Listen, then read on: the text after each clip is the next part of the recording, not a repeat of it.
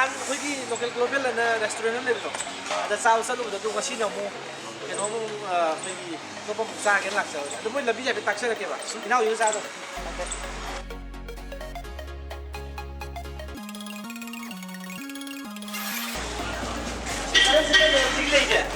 Sige. Left. Sige. Left loss.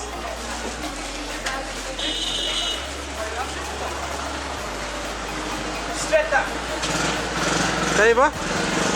Straight na ba? Pote. May mga dito. Mamang may taxi lang. Local global na sila eh.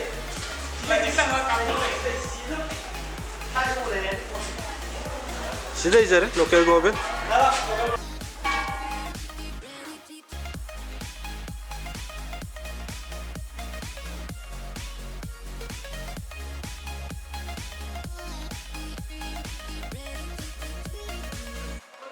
Mamang tu saya si local global ada restoran ni betul.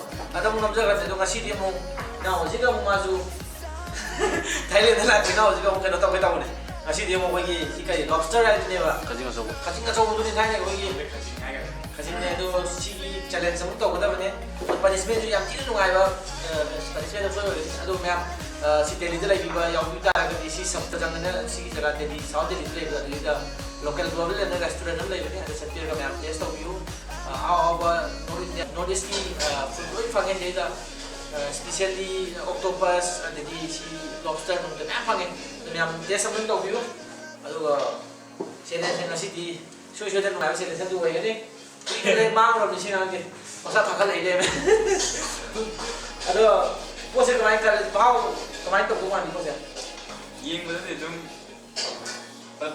macam mana itu tadi sisi ni tahu je aduh kano ni macam ni sisi sama ya apa pun nanti only satu di sini baru dia baru kami jauh lewat itu ni sisi kata ni satu ये क्या तो siapa yang sebut nama phone tu macam ya Siapa belawar? isu berani untuk orang kaya tu kan kenapa tu cara ke yang ini betul ada punishment yang sini mana punishment ni kalau lain hay yang tu ni hay apa yang Actually, jika tu like subscribe tu, jika kau bilang orang itu tahu lagi lah orang ni, yang suka tu paham orang ni subscribe. yang kamu ni nak tahu ya dek aduh, yang tu, ini sharing tu, yang ni yang ni baik ni ada. Otherwise, actually je. So let's start. 3, 2, kena jauh di sini. Jauh jauh tu. 3, 2, ya. 3.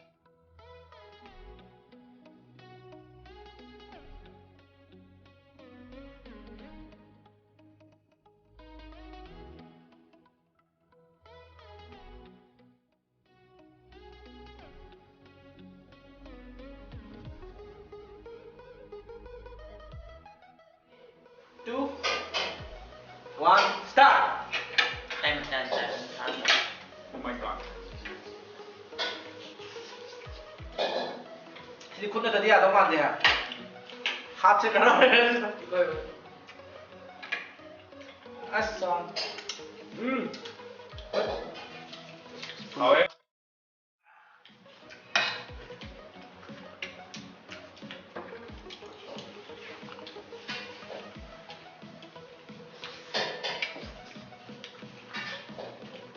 Aku kan kita Bandung dia di cover dia. mai penuh ni mai decoration Decoration. Aku yang mahal kan.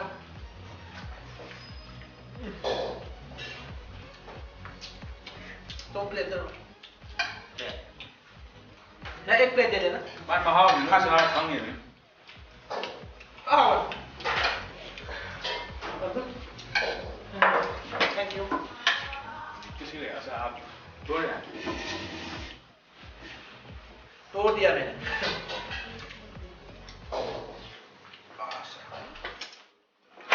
इस तवों का क्या है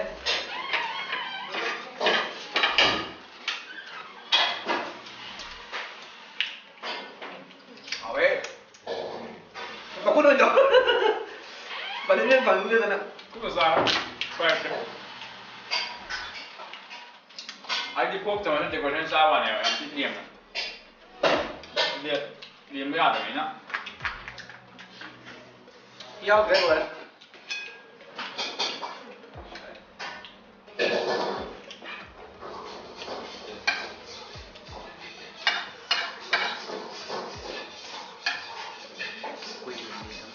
खुद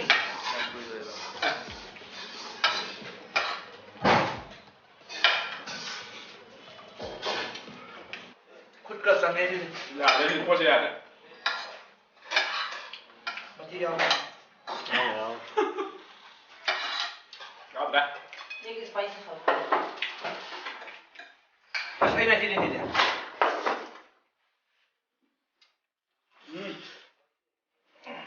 Anh làm cái này bùng ra dầu anh này. Chúng ta sân dầu ấy.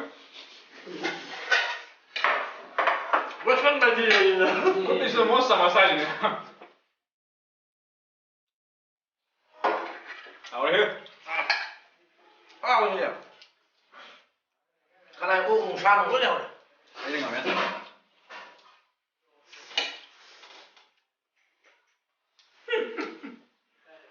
đéo đi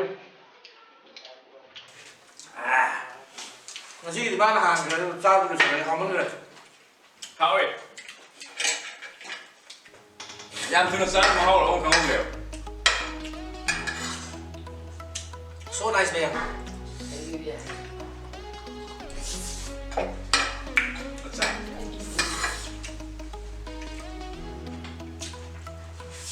Đi bằng ngày.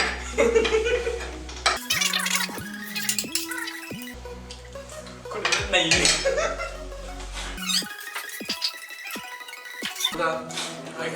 nó hao cái gì em what thì nó tao ấy mẹ giúp làm gì đấy cũng test tao video so cho nên hao so cho nên tao video tu juga ai mọi cái menu đây description tu cái hấp dẫn cái tu cái phone number contact number hấp dẫn cái atau mẹ chắc là sẽ test tao video hay gì mà nãy hao cái ai yang không sẽ cái mà Không bị gì.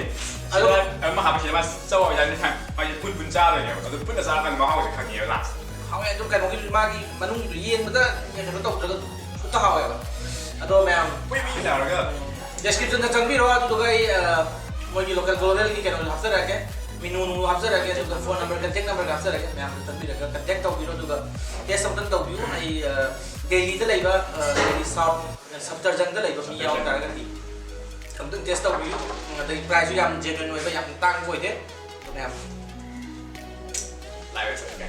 còn display luôn rồi nè mà sao mà thằng phụ rồi đấy tu cái chị ơi lấy công jaga area tu pang cho hôm nay lấy cũng jaga area như này Lan cái lan bên.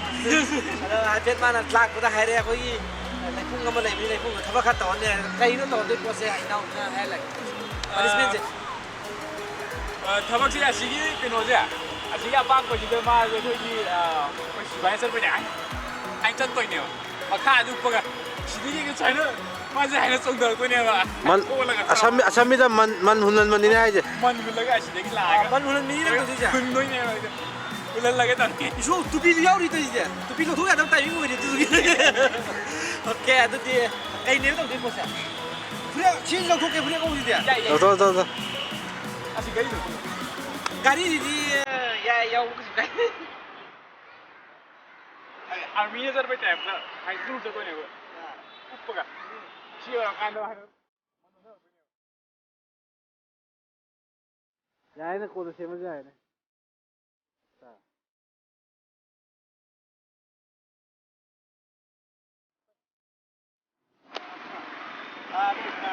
Lại phun khát phiêu. Lại phun yang ngắm nè.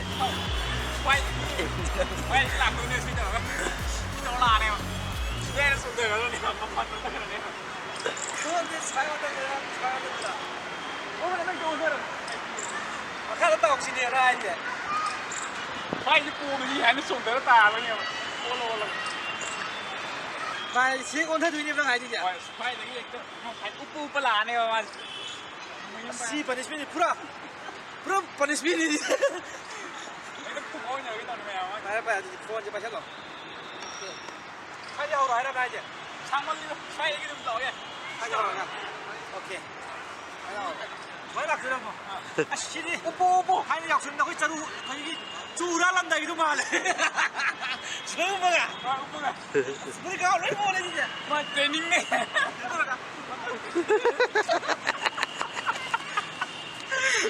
cô phụ ngầu rồi mới đi phụ ngầu rồi có gì bỏ rồi phải đi xin luôn này phụ ngầu rồi ꯑꯣ ꯑꯗꯨꯗꯤ ꯌꯥꯔꯦ ꯉꯁꯤꯗꯤ ꯄꯩꯁꯥ ꯁꯥꯎꯔꯝꯃꯅꯤ ꯁꯥꯎꯗꯦ ꯑꯗꯣ ꯚꯤꯗꯤꯑꯣꯁꯤ ꯅꯨꯡꯉꯥꯏꯕꯒꯤꯗꯤ like subscribe ꯇꯧꯕ ꯀꯥꯎꯕꯤꯒꯅꯨ like subscribe ꯑꯗꯣ ꯉꯁꯤꯒꯤꯗꯤ ꯌꯥꯝ ꯁ꯭ꯋꯥꯏꯗ ꯀꯪꯂꯩꯄꯥꯛꯅ ꯀꯩꯅꯣ ꯌꯥꯏꯐꯔꯦ ꯌꯥꯏꯐꯔꯦ